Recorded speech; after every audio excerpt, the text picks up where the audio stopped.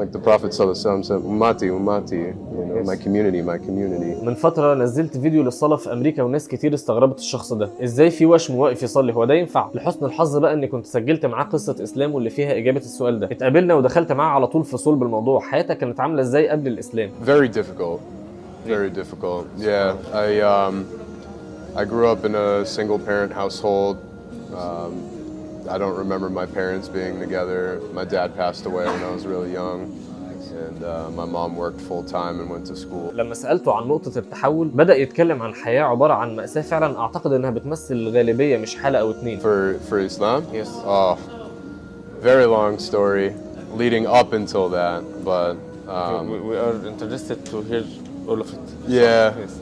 Yeah, so my life was filled with a lot of tragedy, and I wasn't really exposed to religion. I was exposed to like other sides of life, you know, a little bit more dark. Yes. But you know, subhanallah, I was guided finally at 27. I made some friends at the gym that I was going to at the time, and you know, I would mentor them with my life stories and how I got through everything that I did. Yes. And they would teach me little facts about Islam, and you know, I came to it with an open heart. You know, it was very interesting because all of these kids were on a very good path. It was very consistent. They were all very good kids, and they were all young too. So I knew they all shared something in common that kept them that way, you know, and that was Islam. And the more I began to learn about Islam, the more I found out I already believe all of it. It wasn't like a decision that I had to make, you know. I knew I didn't create everything, and I know my parents didn't. So, you know, something had to. And, you know, I believe in destiny and certain things being written for certain people. So it all just kind of made sense. And the more that I learned, the more it just felt like the truth. سبحان الله، وسط كل المغريات والتشويه والإعلام والميديا كان كل ما يقرأ عن الإسلام يحس إنه مصدق الكلام ده. You know, there was never any question about it. So when I became Muslim in my heart, it was a little over a year ago. So, fun fact, I took Shahada in the end of August last year, in 2021. And I didn't feel like I had to, because in my heart I already felt like a Muslim. Because I made my first dua in the end of February last year. And I didn't even know what a dua was. I was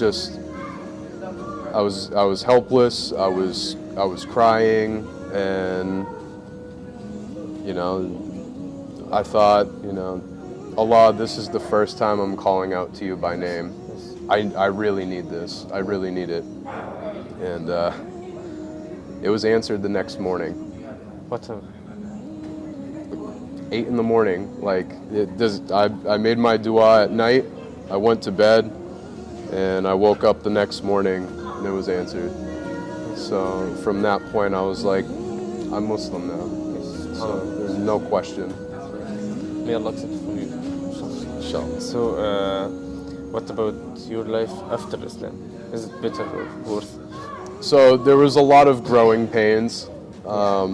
So before, I liked to have a lot of fun. You know, I would go out drinking almost every night with my friends, and you know, meeting women, and never really like hurt anybody. I was never big into like hard drugs, but I like to have fun. You know, I like to enjoy people's company.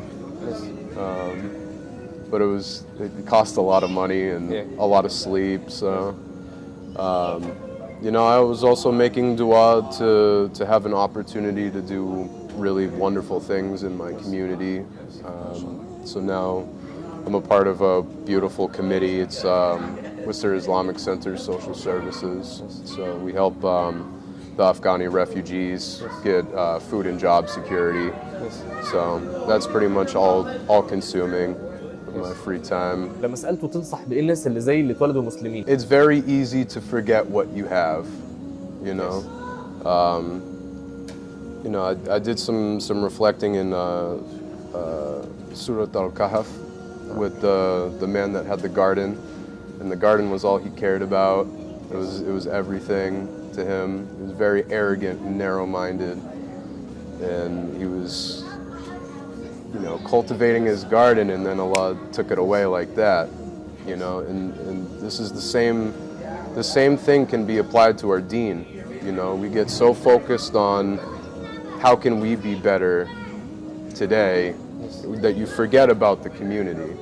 You know, like the Prophet ﷺ said, "Ummati, ummati," you know, my community, my community. That's what's important to me. You know, more so than me and my akhirah. It's the community, because we have to go together. You know. That's my advice: is don't ever get so caught up that you forget how spoiled you are to have Islam, because you know we don't deserve Islam. You know, Allah gave us Islam as a mercy to mankind. We don't deserve it. So it's up to us. That's why we have to conduct ourselves properly. But yeah, you know, I didn't have Islam growing up. I didn't have parents growing up. So it's really important to always remember how spoiled we are to have Islam to begin with. You know, and what matters is everyone. انا اتاثرت جدا بمقابلتي معاه، حبه وحرصه على الدين وتقديره للمجتمع المسلم عامل ازاي، في الوقت اللي مسلمين كتير للاسف بيتملصوا من اي حاجه ليها علاقه بدينهم. الراجل حاسس ان الدين ده عظيم لدرجه اننا ما نستاهلوش، واحنا متكبرين نطبق الدين ده على نفسنا كانه استغفر الله العظيم يا رب ما يستاهلناش. الراجل ده ساب كل حاجه وراه لحد ما بقى مش معاه ثمن العمليه اللي يقدر يشيل بيها الوشم ده، وده سبب انه لحد دلوقتي بيصلي بيه. حقيقي كام دقيقه معاه غيروا نظرتي لحاجات كتير، كلامه تحسه طاقه بتصبرك وتخليك متفائل جدا رغم كل اللي بتشوفه، فحبيت انقل لكم التفاؤل ده. سلام.